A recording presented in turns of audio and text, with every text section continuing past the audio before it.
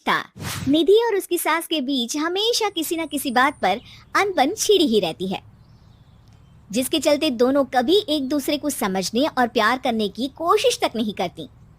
अरे मेरे तो भाग ही फुट गए जो ऐसी बहू मिली। हाय, मेरी तो जिंदगी बर्बाद हो गई।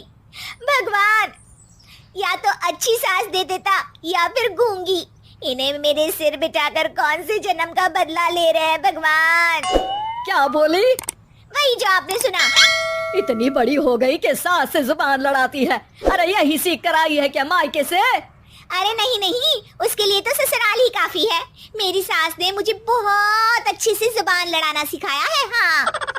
सास बहू की तीखी नोक झोंक चल ही रही होती है कि दीपू वहां आ जाता है। रिश्ता करते हुए पति पत्नी की जगह सास बहू की कुंडली मिलानी चाहिए, क्योंकि अगर सास बहू का रिश्ता अच्छा नहीं तो उनका पता नहीं, पर पति की जिंदगी तो पक्का झंड है। मुझे अपने सामने कोई झगड़ा नहीं चाहिए, बस करो दोनों। दोनों शांत होकर अपने अपने काम में बिजी हो जाती हैं। दीपू ऑफिस चला जाता है, जिसके थोड़ी ही देर में दीपू की बहन कल्पना का फोन आता है। अरे कैसी है रे बेटा? ससुराल में सब बढ़िया है ना? कोई तुझे परेशान तो नहीं करता? सास की बात सुनकर पास खड़ी निधि हंसकर कहती है, अरे बाहर है ऊपर वाले, खुद बहू को शांति से सांस भी नहीं लेने देती और बेटी से पूछ रही है कोई परेशान तो नहीं करता। अरे मेरी बेटी तुम्हारी तरह नाकारा और बदतमीज नहीं है, इसलिए उससे पूछना बनता है। तो उनकी सास भी आपकी तरह नहीं होगी, इसीलिए उन्होंने कुछ बोला नहीं। और इसी के साथ एक बार फिर दोनों सास बहू के बीच तानों का युद्ध शुरू हो जाता है।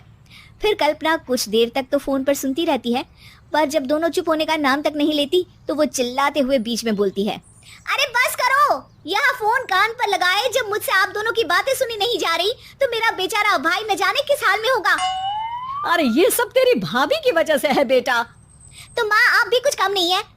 आप दोनों को ही अपना रिश्ता सुधारने की जरूरत है। मैं एक बाबा को जानती हूँ जो रिश्ते सुधारने में एक्सपर्ट है, आप दोनों उनके पास जाइए।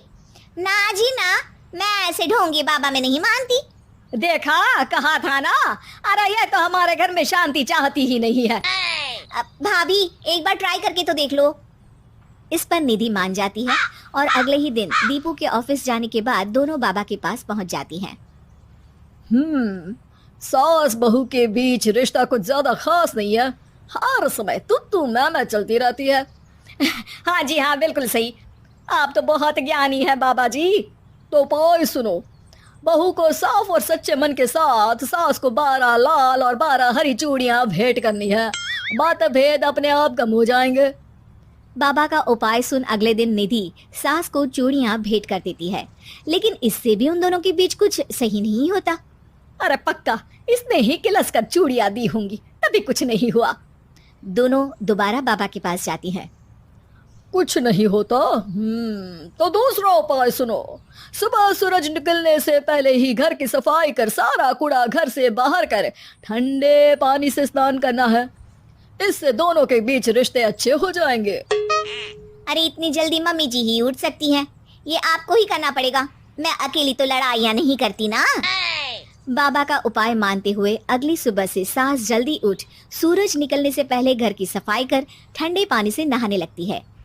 ये सब कुछ दिन तक चलता है, जिससे अभी भी दोनों के रिश्ते तो नहीं सुधरते, पर सास की तबीयत खराब होने लगती है। अब लगता है आपने मन से काम नहीं किया होगा, तभी तो रिश्ता वैसा का वैसा पड़ा है और तबीयत खराब हो गई।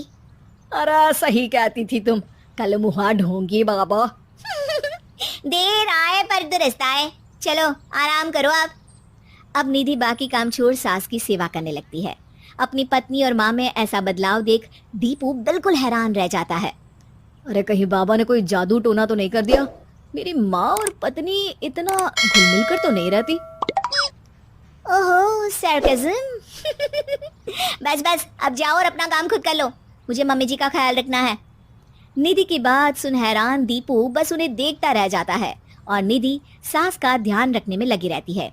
इसी तरह दिन बीतते हैं और निधि आधे से ज्यादा समय सास के साथ बिताने लगती है, जिस वजह से उन दोनों का रिश्ता पहले से अच्छा होने लगता है और वो एक दूसरे को समझने लगती है। बहू, मैं सोचती हूँ एक बार उसे ढोंगी बाबा के पास जाना चाहिए, उसे सबक सिखाने के लिए। अरे पर मम्मी जी, उसकी क्या जरूरत है? हमारे घर में सब ठीक है, फिर वो कुछ भी करे, हमें उससे क्या। दोनों के बीच ये बात हो ही रही होती है कि तभी बाबा कल्पना के साथ उनके घर आ जाते हैं। माँ, बाबा आप दोनों से मिलना चाहते थे, इसलिए मैं उन्हें यहाँ ले आई। अरे पर हमें इस ढोंगी बाबा से नहीं मिलना। हाँ, मेरी बहू बिल्कुल सही कह रही है। जो कुछ समय पहले एक दूसरे को मारने को चलती थी, आज एक ही लय में बात कर रही है। आपको अपने रिश्ते के लिए किसी बाबा के नहीं, अपने आप की जरूरत होती है। रिश्ता सुधारने के लिए जरूरी है कि सास बहू को अपनी बेटी और बहू सास को अपनी माँ जैसा समझे और प्यार दे। उपाय तो बस एक तरीका है लोगों को समझाने का कि असली उपाय उनके पास ही है, आपको बस उन्हें समझना है।